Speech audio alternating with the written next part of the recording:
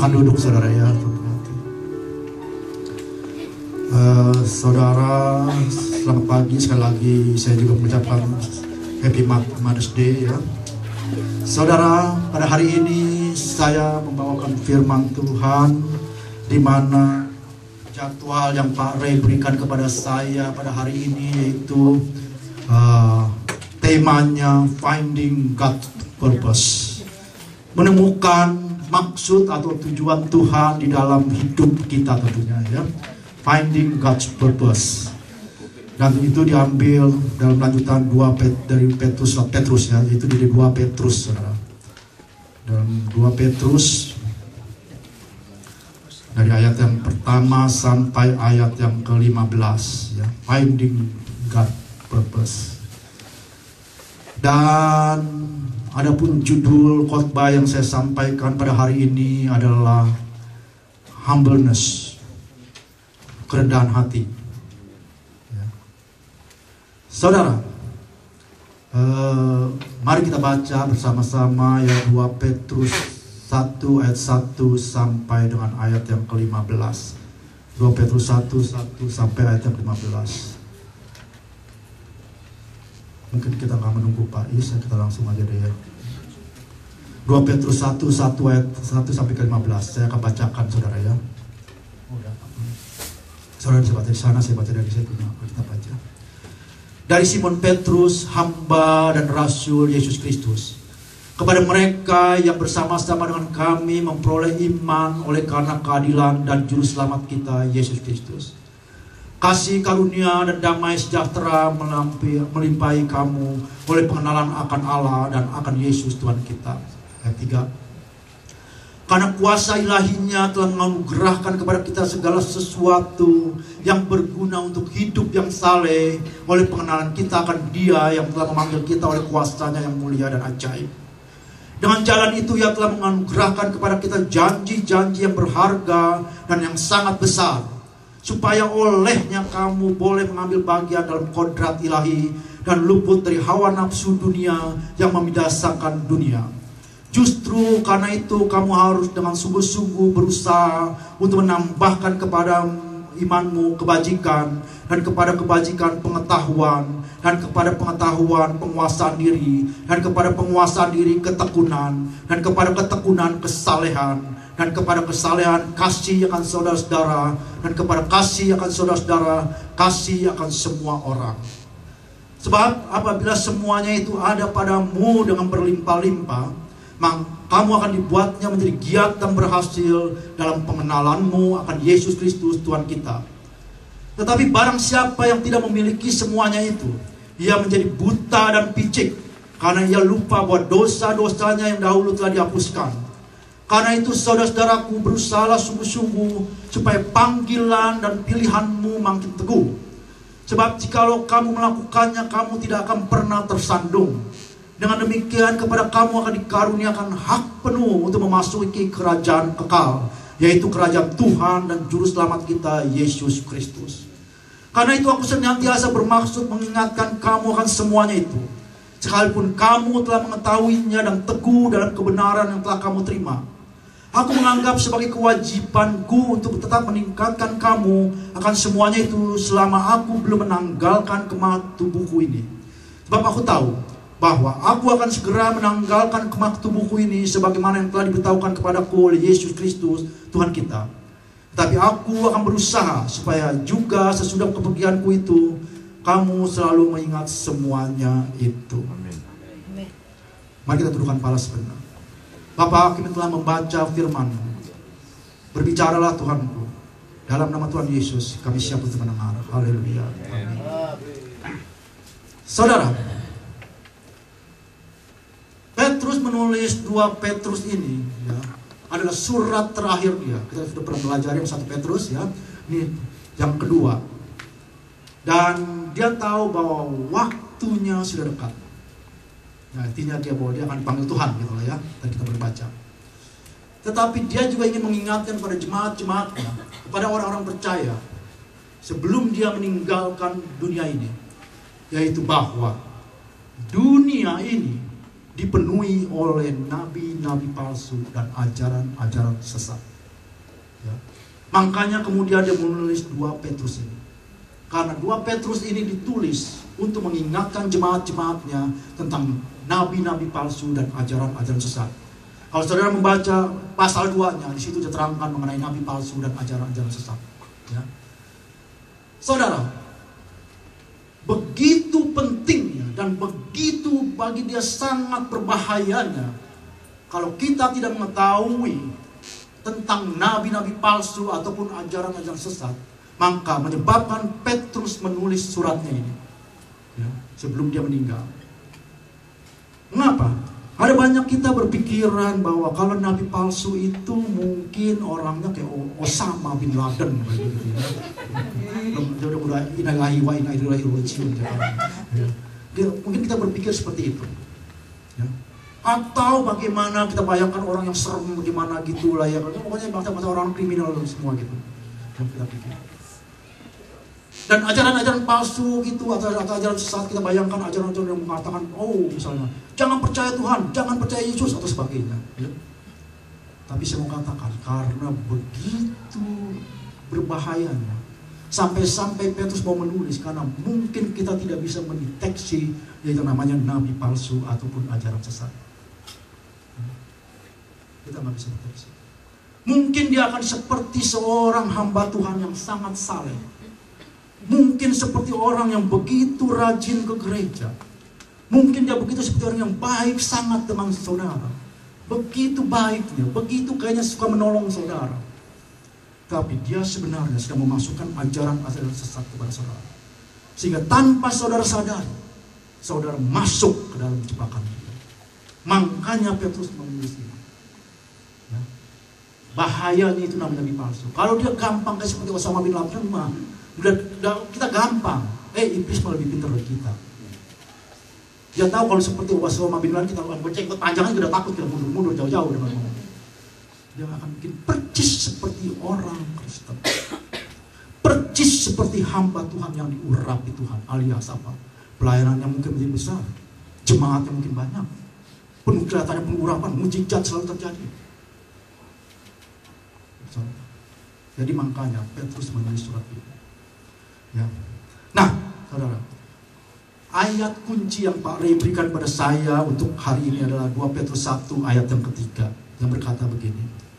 Karena kuasa ilahinya telah menganugerahkan kepada kita segala sesuatu yang berguna untuk hidup yang saleh oleh pengenalan kita akan Dia yang telah memanggil kita oleh kuasanya yang mulia dan yang ajaib.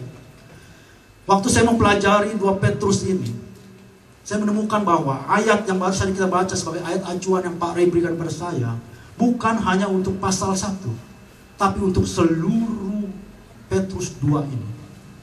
Ini ayat acuannya. Jadi beruntung kita bisa mempelajarinya. Ya. Untuk seluruh ayat pasal 2 ini, untuk seluruh surat yang kedua ini, 2 Petrus ini. Ya. Itu ayat acuannya adalah ini. Dengan kata lain, benar-benar ini ayat ini menegaskan kita pentingnya ayat ini, surat ini. Nah, saudara, saya percaya bagi setiap orang yang percaya Tuhan. Saya bukan orang Kristen, saya orang yang percaya Tuhan. Ya. Entah saudara punya agama apa, kepercayaan apa, tapi orang yang percaya adanya Tuhan, tentunya dia akan menginginkan bahwa setiap apa yang dia lakukan, setiap apa yang dia perbuat, itu sesuai dengan kehendak Tuhannya dan menyenangkan hati Tuhannya. Ya kan? Itu pasti. Nah, tetapi tahukah saudara, dalam kenyataannya ada banyak orang yang berusaha untuk menyenangkan hati Tuhannya, tetapi belum tentu apa yang dia lakukan itu menyenangkan surga. Banyak sekali. Mungkin kita beranggap bahwa kesuksesan kita dalam melayani Tuhan, kesuksesan kita dalam kita punya usaha atau pekerjaan ataupun apa yang kita banggakan dalam hidup ini, kita seringkali tidak berpikir apakah surga juga melihat kesuksesannya. Apakah surga juga bangga dengan apa yang kau lakukan. Apakah juga Tuhanmu pada waktu kau bersorak gembira dengan kesuksesanmu, apakah Tuhanmu juga gembira dengan kesuksesanmu. Mengapa ini bisa terjadi? Karena seringkali kita tidak tahu tujuan atau maksud Tuhan di dalam hidup kita. Oleh sebab itulah, pada hari ini kita belajar, ya, finding God purpose. Mencari, menemukan tujuan atau maksud Tuhan di dalam hidup kita. Dan saya memberikan judul kerendahan hati. Why? Nanti kita akan bicara. Saudara, seringkali kita, ya, saya tadi katakan berbeda, ya, dengan apa yang kita lakukan belum tentu surga ini. Seringkali kita lupa itu. Seringkali dalam kegembiraan kita lupa. Apakah surga juga bersama dengan apa kita punya rasakan? Belum lama ini kita tahu, ya, semua dunia tahu, Osama bin Laden dead, mati. Berita yang besar, ya. Dan saya melihat di TV, wow, orang Amerika bersorak-sorai, wow, pada senang semuanya, saudara, ya. Dan waktu saya melihat itu, mati saya kecil, saya berkata, wah, mungkin ini hadiah Paskah dari Tuhan buat mereka, ya. Saya pikir begitu. Waktu saya berkata begitu, hati saya berkata, apakah Tuhan mau mengenaki Osama bin Laden mati? Apakah Tuhan mau mengendaki Osama bin Laden mati? Apakah Tuhan mau mendapat keuntungan dari kematian Osama bin Laden? Ini bisa bicara saya, ya. Saya kata, ini direkam, ya. Oke. Saudara. Jadi saya ngomong saya agak sedikit ini, ya. Saudara, begitu. Waktu saya mendengar itu, saya kaget. Dan kemudian saya apa yang pikirkan? Tuhan kita tidak pernah mendapat keuntungan Osama bin Laden mati. Tidak pernah. Dia tidak akan pernah. Yang dapat keuntungan Osama bin Laden itu mati adalah lawannya Tuhan. Anda ngerti siapa itu lawannya Tuhan? Ya. Karena akan ada satu orang yang berpengaruh di muka bumi dari dia yang masuk ke tempat dia. Oke? Bukan Tuhan. Dan mari untuk Osama bin Laden punya kepercayaan. Osama bin Laden punya kepercayaan. Dia sekarang ini bukan kalah, dia menang. Dia bukan kalah, dia menang. Dia sekarang lagi santai di seorang bidadari di surga, ya. Halo? Benar atau benar? Ini menurut kepercayaan dia, loh. Ya. Ini menurut kepercayaan dia, loh. Menurut kepercayaan kita orang Kristen, dia tempatnya musuh Tuhan. Tapi apa yang dia percaya, yaitu kalau dia menjadi seorang martir, dia sekarang sedang enak di surga, ditemenin bidadari, saudara. Dan bagi pengikutnya dia menang, bukan dia kalah, loh. Ya. Dan mari kita lihat, jadi dengan kata tidak ada keuntungan bagi Tuhan. Dan mari kita lihat, kalau itu kehendak Tuhan, tahukah saudara bagaimana kalau kehendak Tuhan, saudara? Hasil dari sebuah kehendak Tuhan. Hasil dari sebuah kehendak Tuhan. Yesus bilang, kalau Yesus hadir dalam setiap apa yang saudara lakukan, dalam setiap pelayanan saudara ataupun apapun yang saudara lakukan, maka ada hasilnya. Apa itu? Damai sejahtera. Perhatikan setiap apa yang saudara lakukan. Perhatikan setiap apa pelayanan saudara. Apakah itu membawa damai sejahtera bagi saudara dan atau orang lain? Kalau tidak, pertanyakan apa Yesus ada di sini. Simple. Simple. Oleh sebab itu, kita harus tahu. Kematian Osama bin Laden, apakah itu membawa damai sejahtera? Wow. Saya baca di bait pertama bagaimana kematiannya. Waktu lembaran kedua saya baca di surat kabar. Negara-negara Indonesia, Australia dan sebagainya memperketat penjagaan di setiap airport sebagaimana segala macam. Why? Karena mereka takut pembalasan dari para teroris. Dan yang mereka takutkan sekarang bukan hanya Al-Qaeda, ya, melainkan individu-individu, yaitu pengagum-pengagum Osama yang siap untuk ngebom. Jadi sekarang lebih parah. Bukannya Al-Qaeda, tapi mereka bukan pengikut, loh, yang apa namanya, pengagum, ya. Mereka itu akan membalas, dan itu sulit dilacak. Sulit dilacak. Saudara, Apakah yang dapat hasilkan dari kita sekarang? Namanya, kekacauan dan semakin ketakutan. Ya. Saudara, saya menemukan itu. Bukan sih saya against kepada Osama bin Laden dibunuh ya. Saya juga ngarep-ngarep kalau bisa ditangkap lah dia gitu loh ya, karena bikin susah saya gitu loh ya. Saya mau ke mall kadang-kadang di Indonesia ada pas-pasan begitu ya kan. Saya mau ke naik kapal terbang ngeri gitu lah ya. Nah, kalau bilang bisa pilih yang tulisannya tulisan Arab, naik kapal terbang di hijack gitu ya. Tapi nggak jadi jaminan juga, sekarang semua pada naik yang gitu juga lagi. Ya, jadi tetap aja nggak jadi jaminan, saudaraku. Nah, jadi kok begitu. Tetapi masalahnya seringkali apa yang kita pikir mengalami kesuksesan, seringkali sebenarnya surga tidak bahagia. Waktu mereka bersorak-sorai orang Amerika, pertanyaannya surga bersorak-sorai atau tidak? Surga ada satu orang yang tidak bisa diselamatkan, yaitu Osama bin Laden. Orang yang cukup mempunyai pengaruh. Saudara tahu kalau dia bisa diselamatkan, itu jutaan orang itu akan ikut diselamatkan, ya, karena dia orang berpengaruh. Saya membayangkan seandainya saudara, ada orang yang dari korban World Trade Center, dia berkata di sebuah televisi, saya mengampuni Osama bin Laden, saya berdoa bagi Osama bin Laden, ya dia terima Yesus sebagai Tuhan dan Juru Selamat. Dan kemudian diikuti oleh banyak orang yang korban-korban itu menyatakan itu.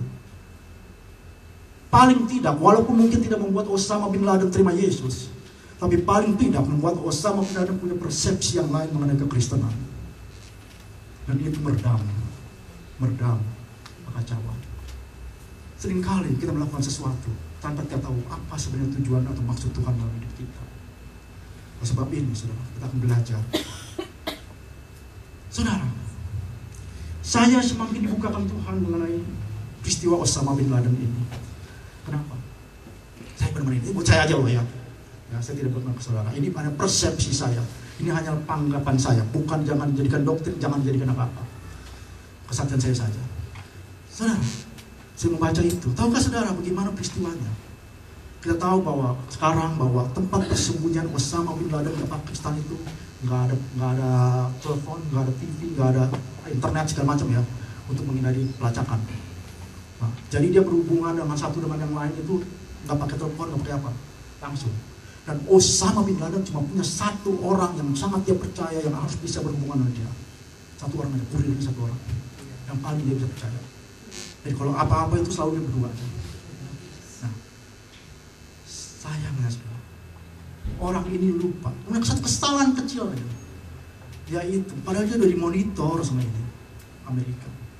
Dia cuma kesalahan kecil pada suatu ketika dia angkat telepon, dia telepon temannya yang tidak ada hubungannya dengan Osama, dan situ tak dan ikuti jejaknya kemana sampai akhirnya dia bawa ke tempatnya Osama bin Laden. Dan dari situ dia tahu bahwa di sana tempatnya Osama bin Laden, dan mulailah CIA prepare. Ya, yang tahu cuma masalah ini juga orang sedikit dari CIA. Dia ada beberapa orang saja. Jadi nggak semua orang CIA, ada sebagian orang. Dan bahkan pemerintah Pakistan pun nggak dikasih tahu, takut bocor. Dan beberapa orang lagi udah tahu, mereka udah tahu tempatnya. Kemudian dibuat apa? Tempat yang sama miripnya dengan tempat tinggalnya Osama bin Laden, dengan tembok yang 6 meter dan sebagainya, saudara ya. Persis sama, dan siapkan pelatihan untuk penyerangan memakai SEALs, yaitu pasukan komandonya Amerika. Kalau kita mau ke Pasos Indonesia ya, kalau kita tahu pasukan SEAL itu apa? SEAL itu singkatan dari Air and Land, angkatan laut, angkatan udara, dan angkatan darat. Ya.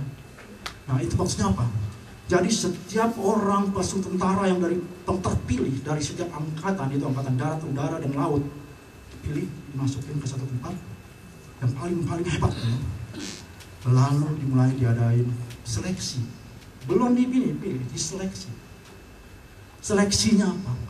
Selama 26 minggu mereka di training ya, disiapkan, yaitu saya tahu satu hari ada 4 jam ya. Mereka cuma boleh tidur 1 jam. 23 jam mereka nggak boleh tidur. Bukannya santai, berarti enak. Tapi dengan terus latihan dan sebagainya, bayangkan. Yang kedua, mereka juga ya dibiarkan lapar. Dia lapar. Diterjunin ke tempat laut yang ada es dan sebagainya. Yang rasanya nggak mungkin orang bisa tahan gitu. Dan dari semua itu cuma 80% yang lolos. 80%. Nah, kemudian dari 80% yang ini yang lolos ini kembali diadain training. Ya. Dan kemudian dipilih orang-orang tertentu yang akan serbu Osama bin Laden. Dan tahu shieldnya moto, failure is not an option. Kegagalan bukanlah suatu pilihan. Alias dia yakin mereka pasti menang. Itu 70 moto. Itu. Nah, pada tanggal sudah mau disiapin semuanya. Pada tanggal 28 hari Kamis, mereka bertemu dengan Osama bin Laden.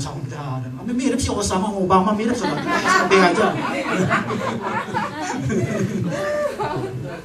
Obama ya, mereka bertemu dan kemudian minta sama Obama setuju nggak penyerangan ke Osama. Obama minta waktu, oke. Hari Jumatnya kemudian dia bilang oke, penyerangan hari Sabtu. Jumat waktu dia ngomong gitu, tapi cuaca buruk, akhirnya dibatalkan.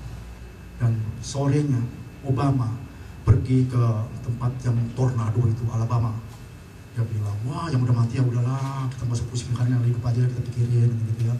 Tapi saya percaya di otaknya Osama.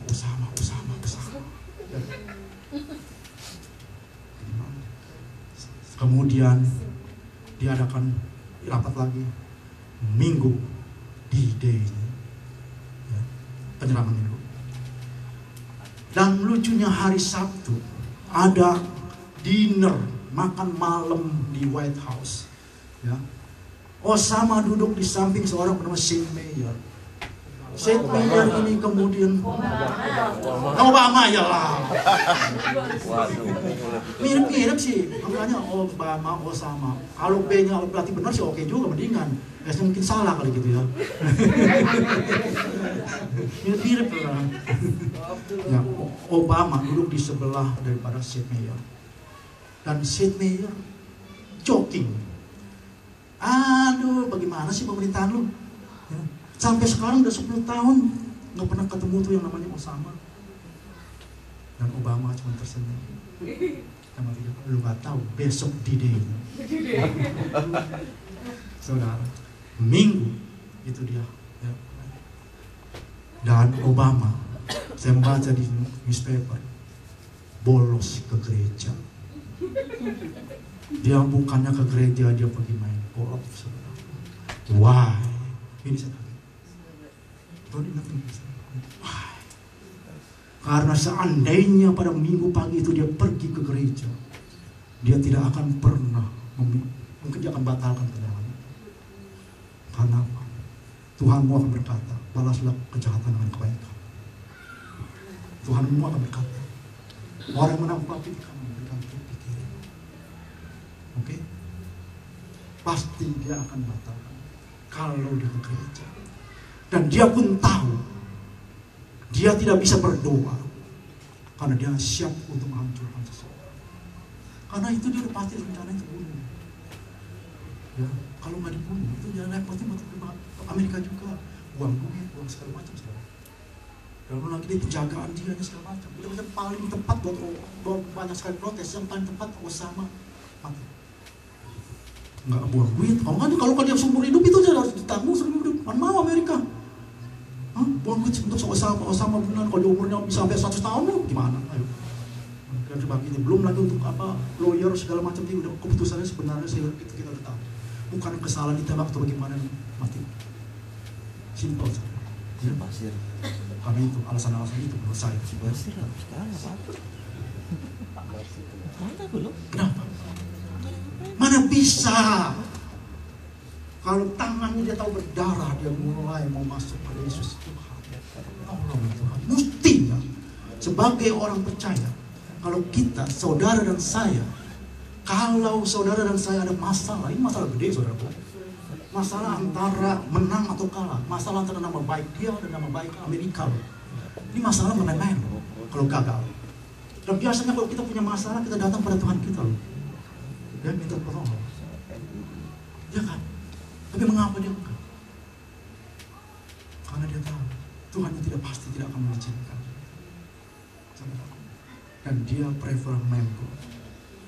Dan dikatakan bahwa 1 jam dia cuma tepok bikin golf aja. Nggak lebih, kalau ada mana kan. Itu aja. Kenapa? Otaknya yang puyeng. Mikirin, menang kan ya? Berhasil nggak nih? Kalau nggak habis tuh. Baru setelah 1 jam dia baru main. Dan dia main golf itu selama dia jadi presiden. Nah ini yang saya juga. Saya pernah dengar bahwa Obama katanya itu antikris katanya. Ada seorang mengatakan saya kira. Walaupun saya juga ada sedikit yang saya tahu mengenai ciri-ciri seorang antikris nantinya ada. Saya nggak usah ngomong ke saudara. Ya ada. Dan emang mirip-mirip. Ya. Nah, tapi ini dia main golf hari itu selama dia jadi presiden adalah yang ke-66 kali. Dan dia main golf nggak habisin semua. Dia cuma main masukkan ke lubang sampai 9 kali. Saya putar kalau 9 diputar kebalik tidak apa. Saudaraku ini cuma saya punya ini aja ya. Saya punya ini aja ya. Bukan saya mainin dia ya. Maka saya bilang saya tanya tidak enggak ya. Saudara, 6 angka apa? 6 adalah angka manusia. Dengan kata lain, Tuhan bilang kepada saya, bukan mau kamu.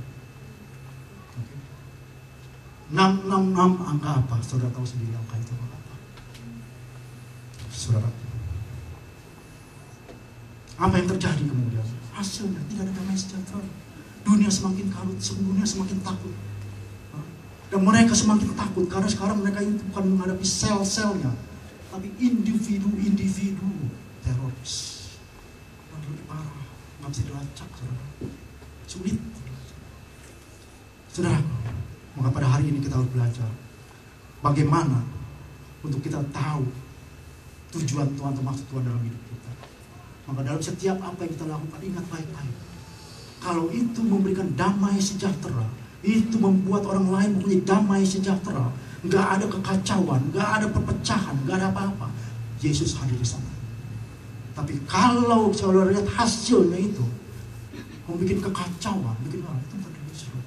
Oh, Yesus bilang, aku datang untuk memberikan damai sejahtera. Damai sejahtera aku tinggalkan bagimu. Oke? Ini pelajaran yang baik buat kita. Saudara, sekarang bagaimana menemukan maksud Tuhan di dalam hidup kita? Kalau kita baca ayat yang kedua, saudara, ya, dikatakan begini: kasih karunia dan damai sejahtera melimpahi kamu oleh pengenalan akan Allah. Ada perkataan pengenalan akan Allah. Kemudian diulang lagi dalam ayat yang ketiga yang waktu dia berkata begini: karena kuasa ilahinya telah menganugerahkan kepada kita segala sesuatu yang berguna untuk hidup yang saleh oleh pengenalan kita akan Dia. Ada lagi perkataan pengenalan kita akan Dia, pengenalan akan Allah. Kemudian diulang lagi dalam ayat yang ke-8. Sebab apabila semuanya itu ada padamu dan berlimpah-limpah, kamu akan dibuatnya menjadi giat dan berhasil dalam pengenalanmu akan Yesus Kristus. Kembali ada pengenalan akan Allah. Dan yang menarik, pada akhir daripada kata-kata Dia, akhir daripada tulisan Dia, yaitu di pasal 3 ayat yang ke-18 dikatakan begini: tetapi bertumbuhlah dalam kasih karunia dan dalam pengenalan akan Tuhan Juru Selamat kita, Yesus Kristus. Baginya kemuliaan sekarang dan sampai selama-lamanya. Diulang-ulang selama sampai 4 kali. Artinya apa? Petrus mau bilang, mau ingatkan kita, untuk kita bisa tahu, bisa menemukan tujuan atau maksud Tuhan di dalam hidup kita adalah pengenalan akan Dia. Pengenalan akan Dia artinya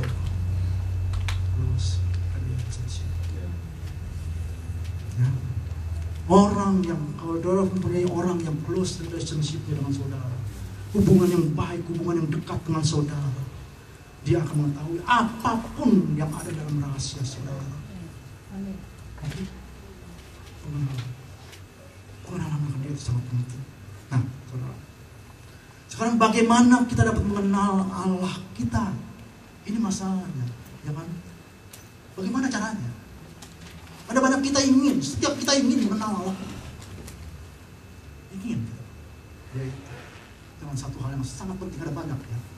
Tapi saya mau ambil hari ini yang satu penting. Kalau enggak saya ngomongin semuanya, ini kita mesti bikin namanya retret.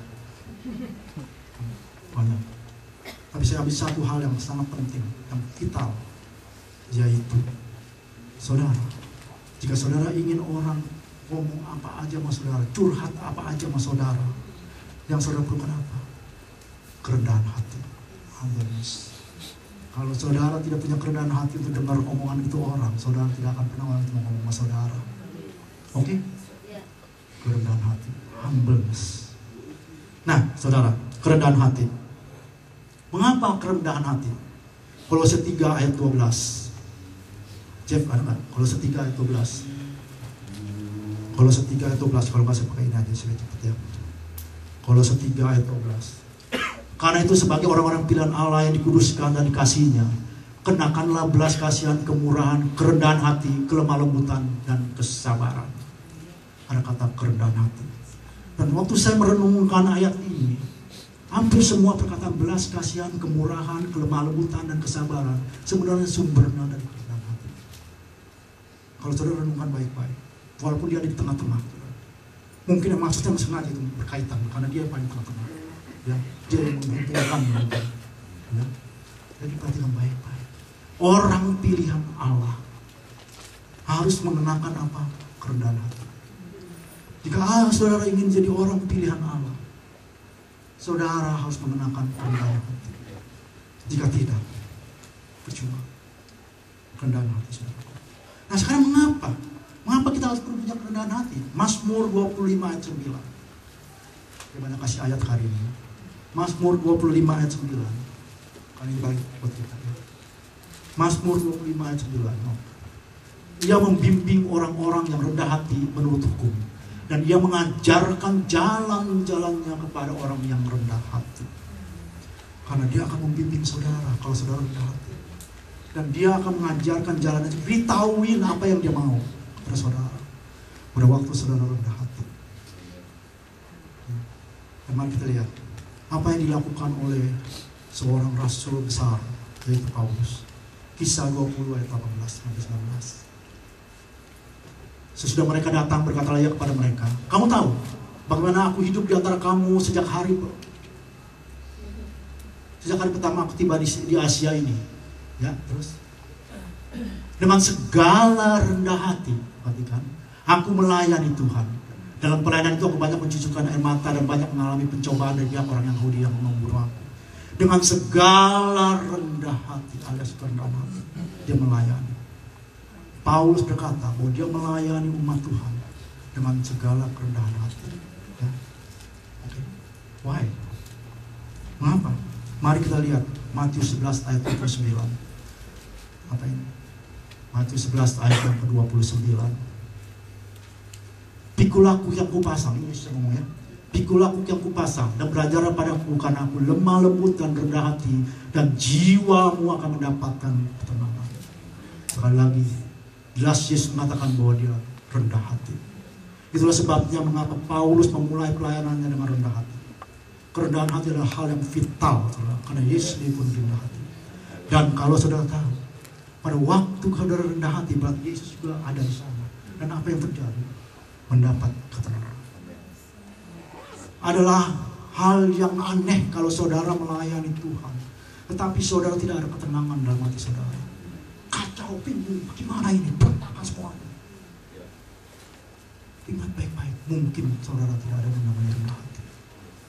Lawan dari rendah hati apa saudara? Keangkuhan hidup. Keangkuhan hidup.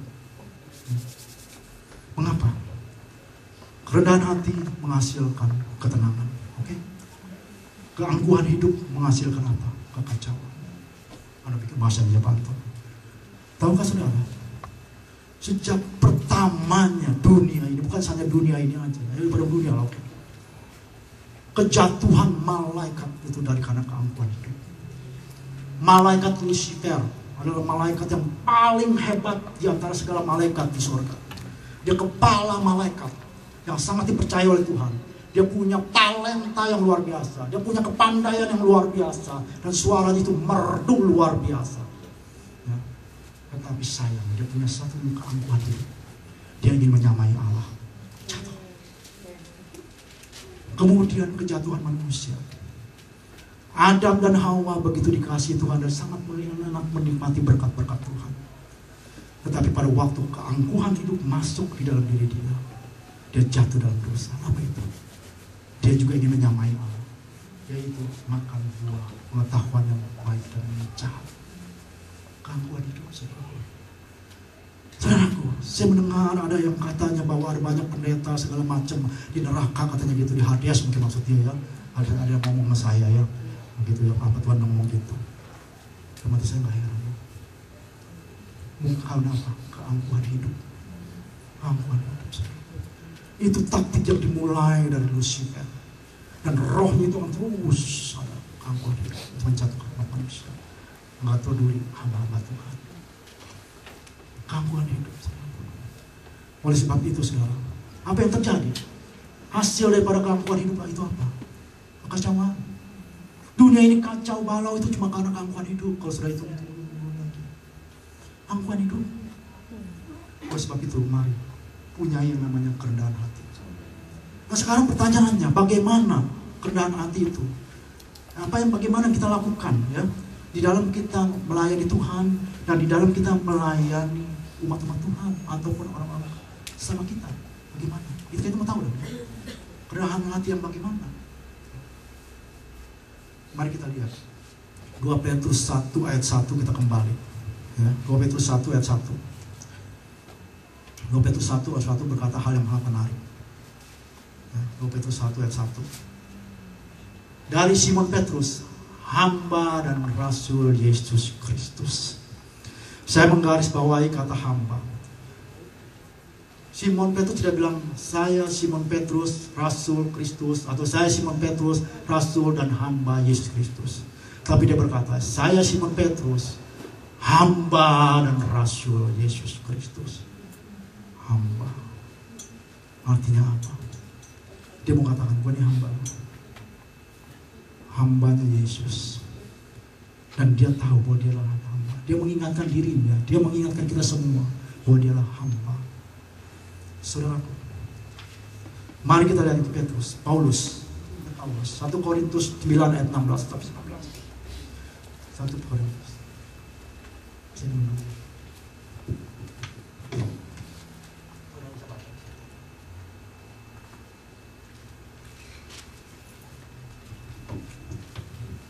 Satu Korintus 9 ayat 16 sampai 19. Karena jika aku memberitakan Injil, ya oke, memberitakan Injil pelayanan, aku tidak mempunyai alasan untuk memegahkan diri. Sebab itu adalah keharusan bagiku. Celakalah aku jika aku tidak memberitakan Injil. Dia bilang kalau ini mah celaka. Kemudian 17. Lalu, kalau ada yang kata aku melakukannya menurut kehendakku sendiri, memang aku berhak menerima upah. Tetapi karena aku melakukannya bukan menurut kehendakku sendiri, pemberitaan itu adalah tugas penyelenggaraan yang ditangguhkan kepada kita. Dia berkata begini, makanya pelayanan jangan karena upah. Ya, jangan mengharapkan upah.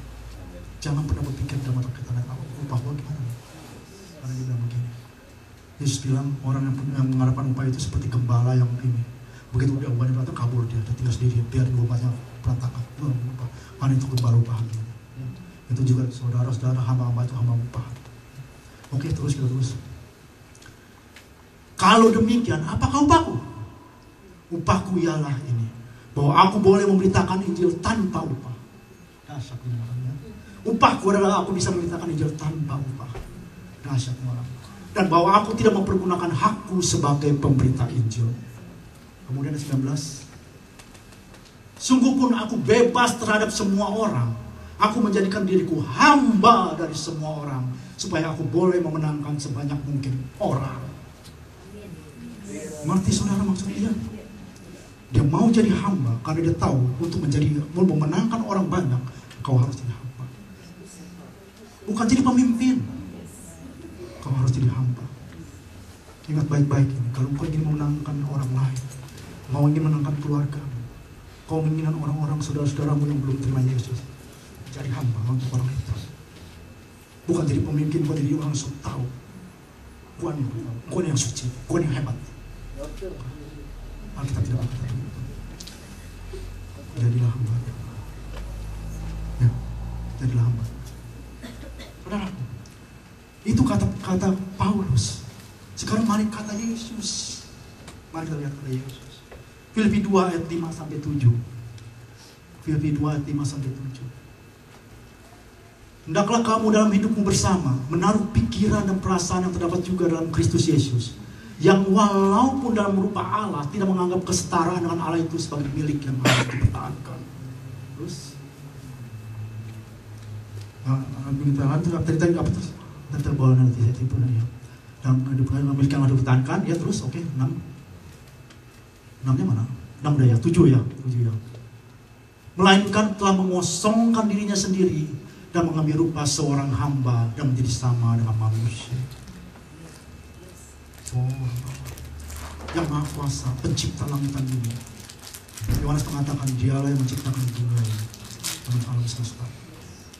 Tapi dia rela mengosongkan dirinya, hak-hak untuk jadi manusia. Bukan jadi manusia lagi, jadi seorang hamba. Dia buktikan waktu pertama kali dia datang ke dunia ini dengan menjadi seorang bayi di palungan, di kandang domba.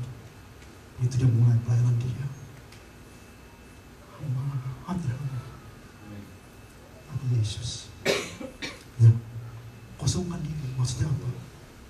Pada waktu saudara ingin melayani orang lain, jauhkan merasa gua punya hakku. Hakku akan begini. Hakku akan begini. Jauhkan itu. Karena tidak punya hak. Seorang hamba itu tidak punya hak. Dan Yesus mengatakannya. Makanya dia mengosongkan diri karena dia tidak punya hak. Dia tidak punya hak. Siapa kita yang berpikir kita banyak hak? Kita sedikit aja kita udah bisa sesuatu, kita langsung wow, hebat. Siapa kita? Padahal dia yang pencipta langit dan bumi ini, dia mengosongkan diri untuk melayani, untuk diri seorang hamba. Untuk apa? Untuk menebus dosa-dosa manusia, untuk menyelamatkan orang-orang itu, kata Paulus. Saudara, mari pelayanan saudara dimulai dengan hati apa? Hati seorang hamba. Mari kita baca 2 Petrus 1 ayat 1, 2 Petrus 1 ayat 5 sampai 8. Dan ini juga disebut ulangi oleh Petrus. Dia berkata begini.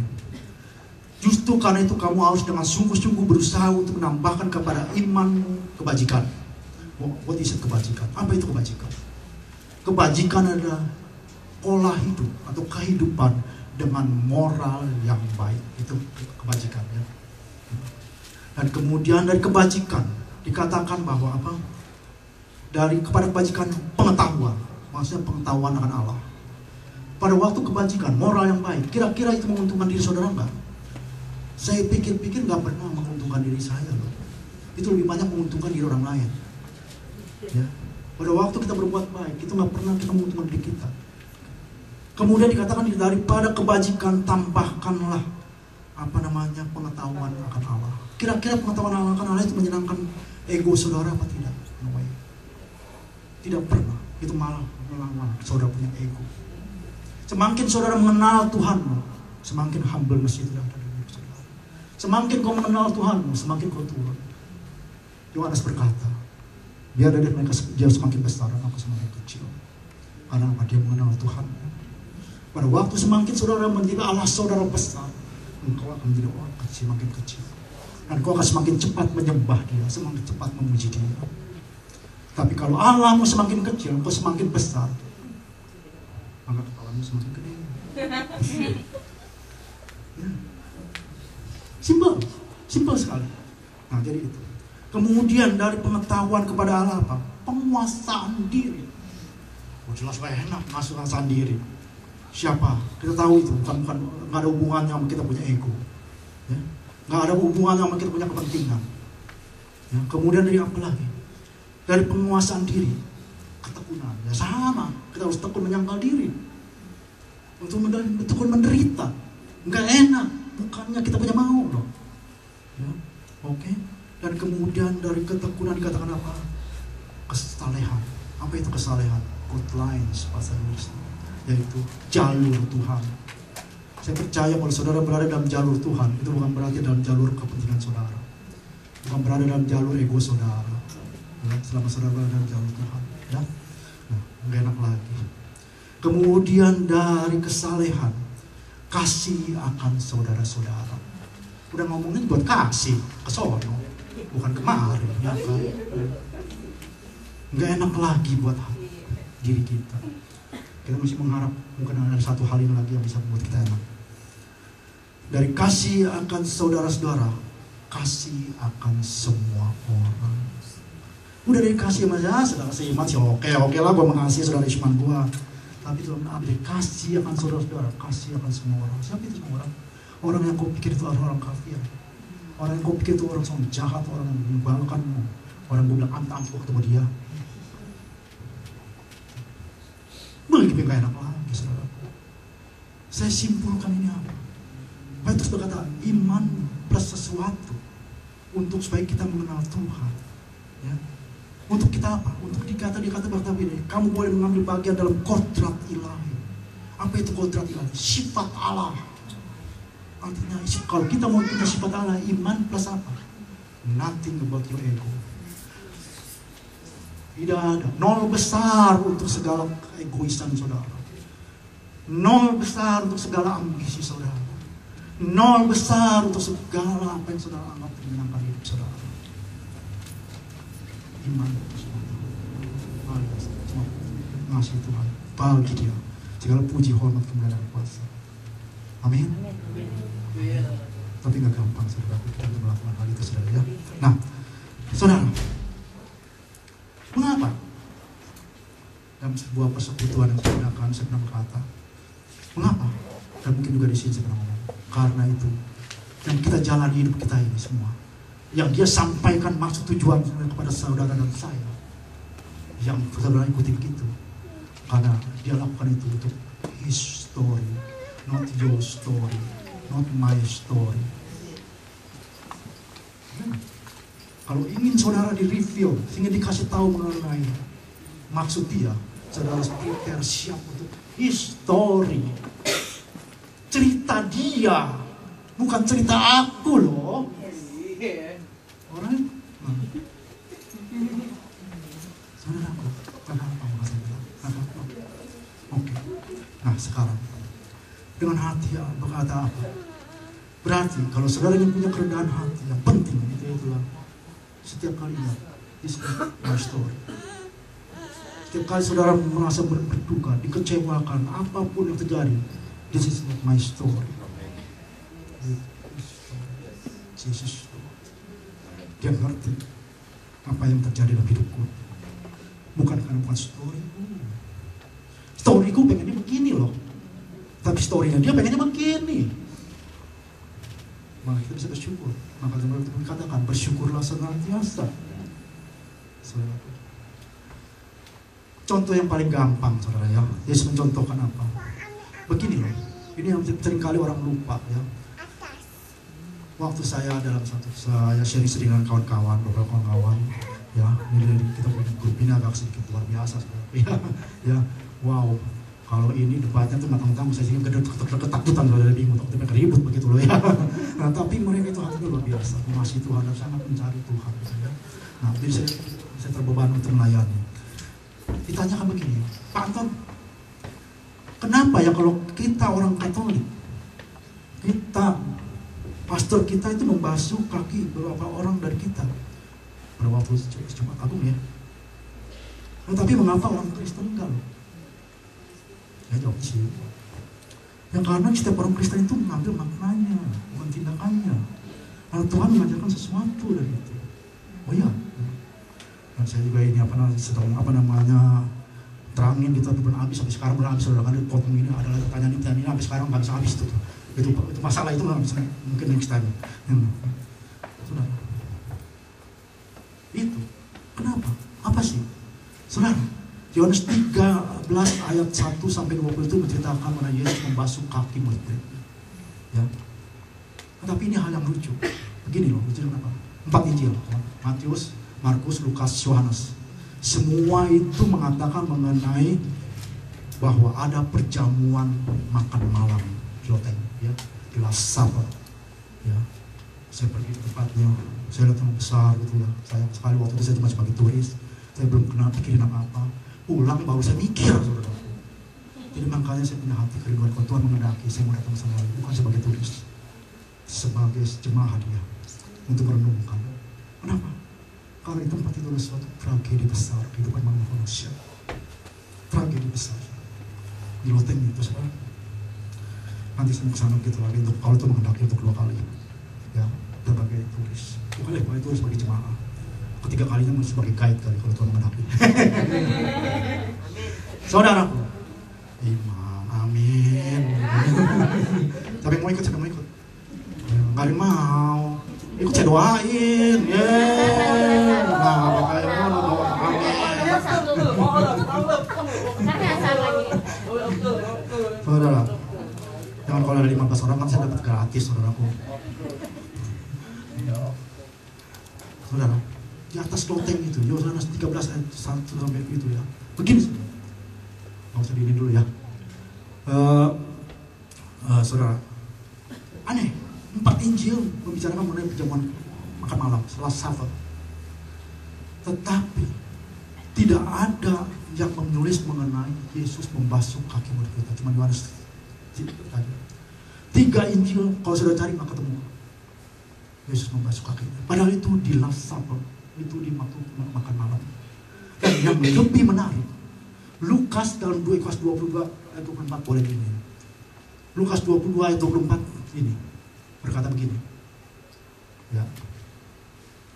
Terjadilah juga pertengkaran di antara murid Yesus, siapakah yang dianggap lebih terbesar di antara mereka. Ini terjadi bukan di mana-mana. Kalau sudah perhatiin sebelumnya, ini percakapan pada waktu makan malam. Saudara, nanti makan malam yang Yesus adakan. Misalkan kalau saya ini mau pergi ke Indonesia for good untuk selamanya, ya, tentunya saya akan meninggalkan pesan bagi saudara, plus saya ajak makan-makan, ya. Dengan gitu saya kasih tahu kepada teman saya kasih gini-gini. Itu pun yang dilakukan Yesus. Sebenarnya perjamuan makan malam, the Last Supper itu untuk pesta perpisahan dia dengan murid-muridnya, plus wejangan yang dia memberikan kepada murid-muridnya. Saya mengatakan ada peristiwa tragis. Tragisnya apa? Justru di saat itu kedoknya murid-murid terbuka. Mereka dikatakan mempertentangkan siapa yang terbesar di antara mereka. Menyedihkan. Bayangkan Yesus. Ada dia di situ udah begitu. Bagaimana kalau nggak ada dia? Saudara, tragedi. Ya. Dan ini nggak disebutin loh. Yang 3 juga nggak disebutin nih. Ini cuma Lukas, Matius, Markus, dan Yohanes nggak disebutin. Tapi Yohanes menyebutkan mengenai membasuh kaki. Kenapa? Saya renungkan Tuhan buka ya, puji Tuhan. Sudah tahu siapa background daripada Lukas? Ada yang tahu? Dokter. Seorang dokter kita tahu. Itu tentunya hal-hal berbicara mengenai masalah kenyataan, ilmiah, dan biasanya orang dokter ada sedikit keangkuhan. Itu ada. Sebaik-baiknya orang dokter ada rasa bangga. Bahkan bisa dihormati, ya kan? Ada. Roh itu ada. Dan Tuhan tahu. Dan Tuhan ingin mengajarkan kepada Lukas. Dan juga kepada kita semua. Ya. Dan itu sebabnya dia berikan sama Tuhan ilham untuk Lukas mencatat ini. Tapi ternyata terjadi. Untuk dia sendiri yang Tuhan izinkan untuk menulisnya. Karena dia adalah orang yang punya roh, keampuhan, kebanggaan, kenyataan, fakta. Karena dia seorang dokter. Oke. Nah, karena mengapa Yohanes? Mengapa Yohanes? Kenapa bukan yang lain? Kenapa bukan Matius? Kenapa bukan Markus? Sudah tahu siapa Yohanes? Alkitab mencatat murid yang dikasihi Tuhan Yesus. Ya, murid yang dikasihi Tuhan Yesus. Saya punya gambar Last Supper di rumah saya, ya. di mana Leonardo da Vinci yang melukisnya. Tapi ini mah kopian, bukan aslinya saudara, kayak jangan kaget, wah kalau asli itu mahal. Sebelah Yesus, sebelahnya Yohanes, sebelahnya Petrus. Alkitab, dia adalah murid yang dikasih Tuhan, dan dia selalu menyender di dada Yesus.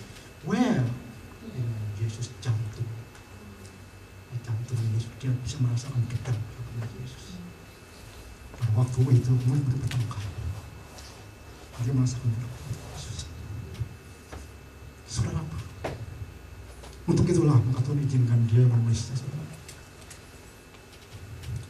Seringkali kita bertengkar, saudara. Yesus sedih sebenarnya. Ya, seringkali gitu kan. Ya. Dan hanya orang yang dekat dengan Tuhan tahu kesedihan Tuhan. Dan dia menulis adalah sama, dan menulis kau Yesus membasuh kaki buat muridnya. Saudaraku, apa sih yang Yesus mengajarkan? Kerendahan hati, dan bukan hanya kerendahan hati. Tahukah siapa kalau yang membasuh kaki itu biasa-biasa? Dalam zaman Yesus ini seorang hamba loh. Orang lain kan hanya hamba. Dia mengajarkan kepada murid, kalau kau melayani, mulailah dengan hati seorang hamba. Amin. Hati seorang hamba, saudara. Saudara, saya ini orang manusia. Saya manusia.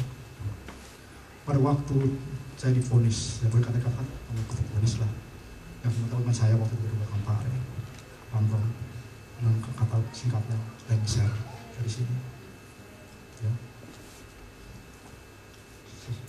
Saya menangis sama Tuhan, karena saya punya visi luar biasa sebenarnya. Apa yang saya mau masuk seperti ini? Saya sebagai manusia, ya, saya waktu itu nggak ada yang tahu, istri saya juga nggak tahu, teman saya tahu waktu itu. Lalu apa? Saya tetap biasa aja, di depan orang aja biasa aja, santai aja, tetap biasa. Seperti Obama yang santai aja gitu. Atau apa? Diledekin orang, oh mana tuh gitu, tenang. Biasa setiap Rabu malam ada di sini, ada masih dua ya. Saya juga dulu datang ke Rabu malam. Walaupun saya kerja sebenarnya waktu itu ya, saya buat taksi.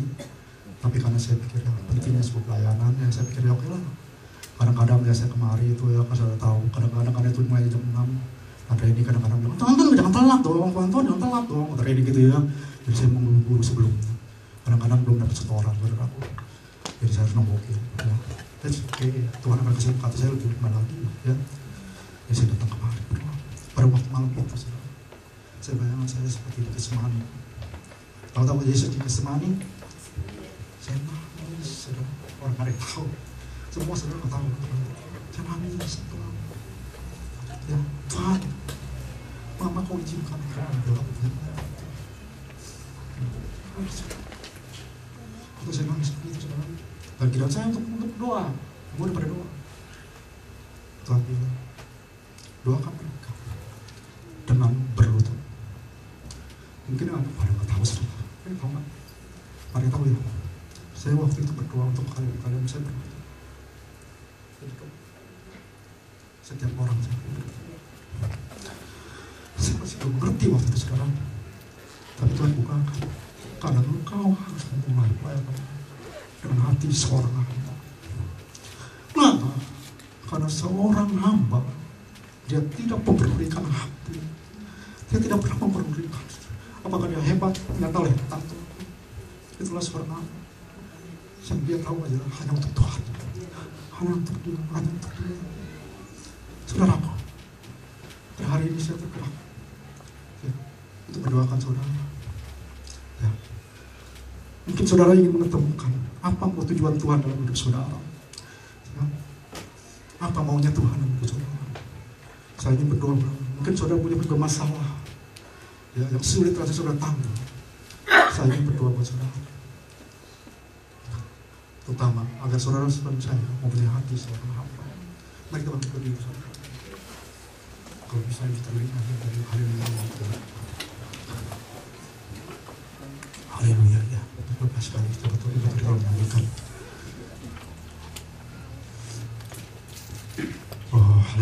Mari kita tundukkan kepala kita. Bapa dalam surga, pada hari ini aku telah menyaksikan apa yang kau mau sampaikan. Hatimu ya Tuhan. Apa yang kau mau pada jemaat ini.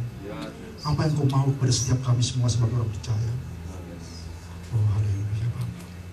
Hari ini aku tergerak mendoakan bagi mereka-mereka yang belum mau didoakan Tuhan. Biarlah kau menguduskan, mengurapi aku. Memberikan otoritas dan kuasa-Mu atasku. Sehingga itu menjadi berkat bagi mereka yang aku doakan Tuhan. Bagi saudara yang ingin mendoakan, saya minta dengan untuk saudara kalau mau adalah dia datang kemari.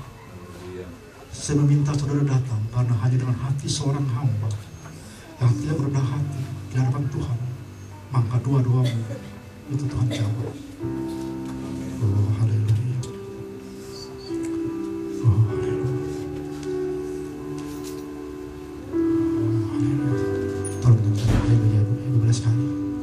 Selama lagu haleluya 12 kali, saya kasih kesempatan saudara yang ingin didoakan datang. Oh haleluya Tuhan. Kau mengetahui apa yang menjadi jemaatmu ini semua Tuhan. Kebingungan mereka, kesusahan mereka.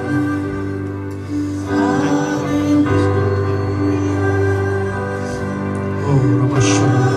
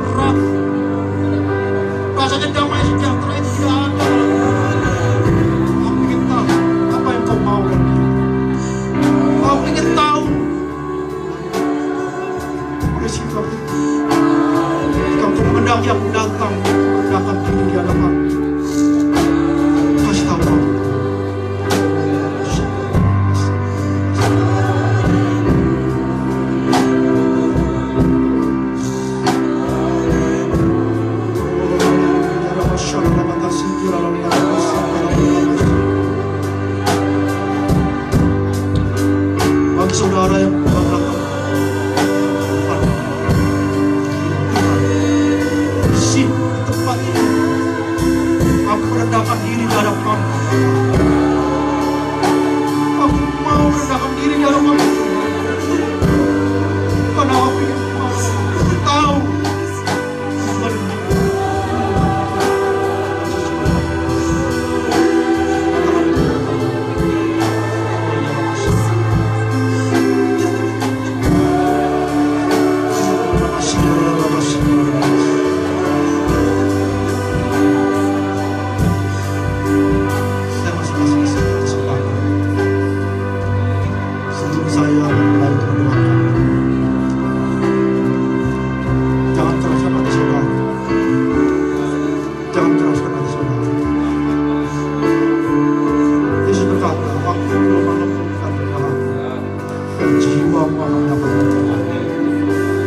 waktu kau merendahkan diri di hadapan Yesus, maka ketenangan jiwa itu akan terjadi.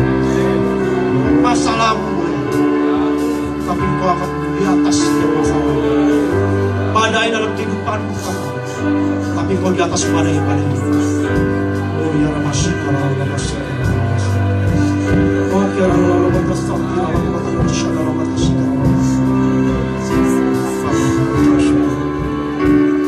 Jiwa-jiwa yang mendatang merendahkan diri. Tuhan, aku mau mengoleskan kepada mereka minyak. Hamba meminta sebagai hamba, sebagai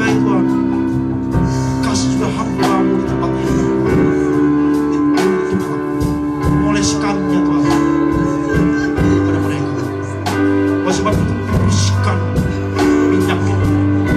Dan biarlah otoritas kuasa mujizat ada di minyak ini. Sehingga pada waktu aku mengoleskan kuasamu tersalur, sehingga membuat setiap mulut yang ada di tempat ini memuliakan Engkau.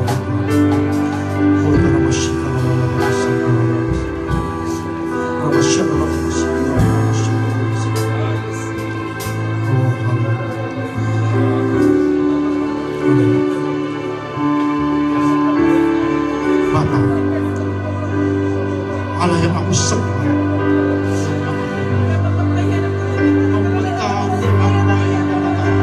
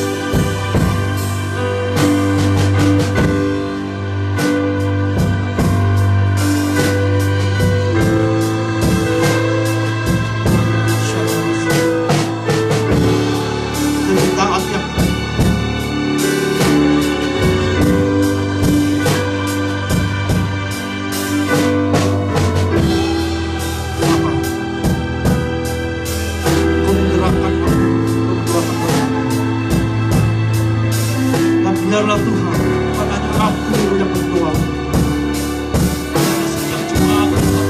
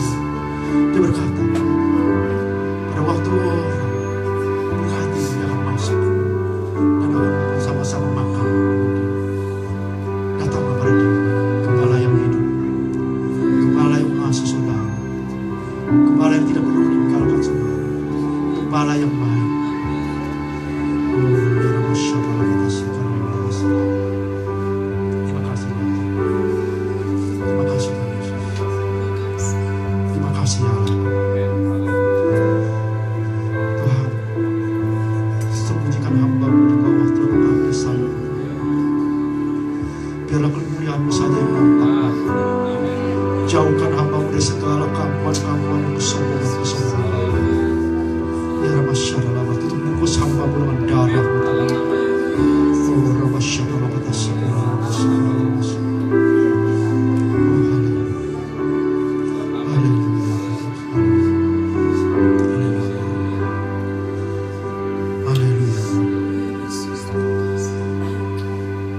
bagi Dia yang dapat melakukan jauh lebih banyak dari apa yang kami doakan dan pikirkan, sesuai dengan kuasa yang bekerja di dalam hidup kami.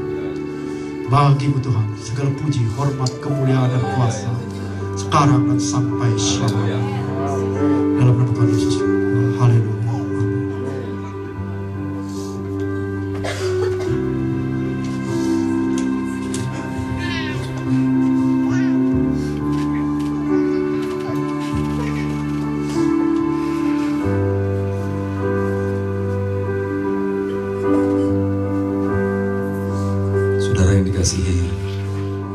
Tuhan Yesus Kristus, mari angkat kedua belah tangan saudara ke hadapan Bapa di sorga. Bapa, kami mengucap syukur dan terima kasih Tuhan akan jamahan Tuhan, akan hadirat-Mu ya Tuhan.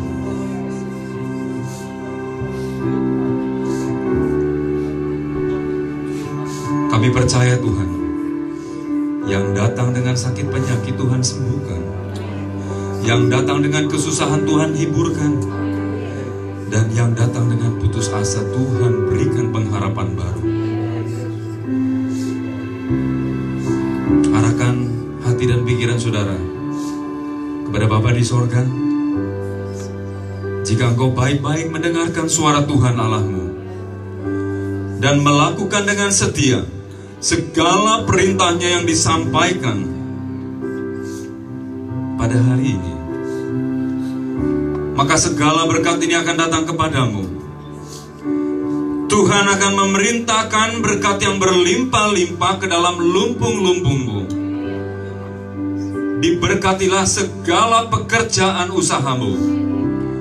Tuhan akan menjaga seisi rumah tanggamu dan tidak ada satupun anak cucumu yang meminta-minta. Tuhan akan mengangkat engkau menjadi kepala dan bukan menjadi ekor. Hidupmu akan terus naik dan tidak pernah menjadi turun. Semua berkat itu kita terima dalam satu nama, yaitu nama Tuhan Yesus Kristus. Mari kita angkat pujian kita. Kami memuji kebesaran. Katakan dengan hati, Allah yang ajaib, ajaib Tuhan. Ajaib Tuhan, Engkau sungguh ajaib Tuhan. Amin. Ajaib Tuhan, kami memuji kebesaran-Mu. Kami memuji kebesaran. Ajaib Tuhan, ajaib Tuhan. Ajaib Tuhan.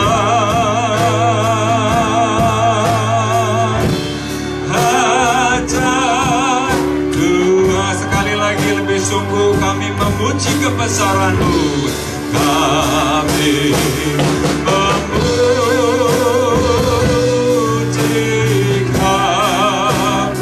Allah yang besar, Allah yang ajaib. Oh, kami hanya dapat memuji Engkau Tuhan. Haleluya. Ajaib, ajaib Engkau Tuhan. Ajaib. Katakan, kami memuji kebesaran-Mu Tuhan. Kami memuji kebesaran. Ajaib Tuhan, ajaib Tuhan. Haleluya. Ajaib Tuhan, Kau sungguh ajaib Tuhan. Ajaib, ajaib Tuhan, ajaib Tuhan. Ajaib Tuhan, katakan ajaib Tuhan. Haleluya. Ajaib Tuhan.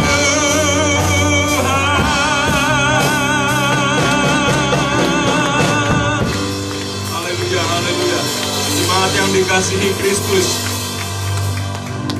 kiranya kasih karunia Tuhan Yesus Kristus dan kasih Allah serta persekutuan Roh Kudus menyertai saudara-saudara sekalian mulai dari sekarang sampai Tuhan Yesus datang yang kedua kali. Semua kita katakan amin, amin, haleluya. Puji Tuhan. Selamat hari Minggu, Tuhan memberkati. Betapa baiknya Tuhan. Haleluya. Sambil kita bersalam-salaman. Amin.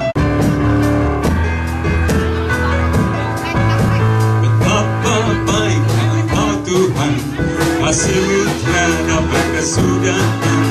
Betapa mulia kasih-Mu Yesus, jiwaku diselamatkan. Lagi betapa baiknya Engkau Tuhan. Kasih-Mu tiada berkesudahan. Betapa mulia kasih-Mu Yesus, jiwaku diselamatkan. Katakan Hosana, ku memuji Tuhan.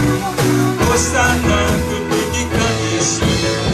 Hosana, Hosana, Hosana. Hosana, lagi betapa baiknya Engkau Tuhan. Kasih-Mu tiada berkesudahan. Betapa mulia kasih-Mu Yesus, jiwaku